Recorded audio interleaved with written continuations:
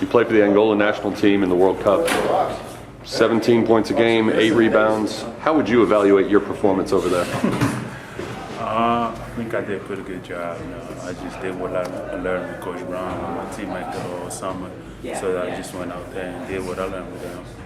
How different was the offense and defensive systems you played in over there compared to here? It was pretty similar. We do the same thing we do here. My coach back at home watched the games and stuff, so he just took a lot of offense from here and they just put it to the national team. That was kind of similar.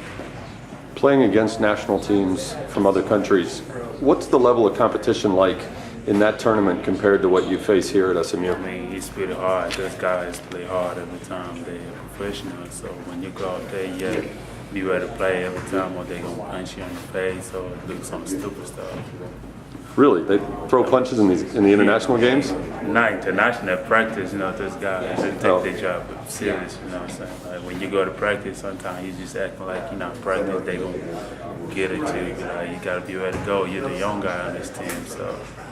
So how did you change the most? How did you improve the most from that experience? I think I'm running way better than I was running last year. My knees feel 100%, and I think I got a little stronger right now, so we just keep working. You not only have that experience, but you have a full year here under your belt. What's the biggest difference between you a year ago when you arrived and you now going into this season? Last year I was just trying to learn the system, and this year I already know what Coach Brown wants from me. So I'm just trying to apply what he wants me to do forward and try to do the best. The end of the season last year was sort of a roller coaster. You missed out on the NCAAs, but then you bounce back and you get all the way to the finals of the NIT. Do you talk about that? Is that something the players discuss going into this season? Is that sort of a chip on your shoulders? Not at all. We just discussed it, like try to be the best kind of team we can be, try to be better than last year. Last year was such a growing year for this team. What's the confidence of the team like, the expectations going into this year? I think we are pretty confident right now. Everybody that worked hard this whole summer, I think everybody's ready to go. You lost Nick Russell and Sean Williams. You got a couple of new guys in. What's the biggest difference overall as a team between this year's version and last year's? I mean, Nick and Sean, they was great leaders.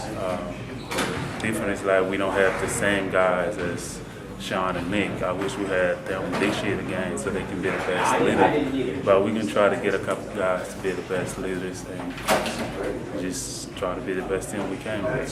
Speaking of Sean, last year you wore number 35. Now the roster says you're wearing his old number 2. How did that come about? Whose idea was that? I wear number 2 at JUCO, so when I came here, they said I cannot wear number 2 because Sean was a senior. And then this year, I tried to wear number 2. He told me, if you want to wear number 2, you got to play defense the way I did. And I was like, okay, I'm going to try to be the best defender that you was last year.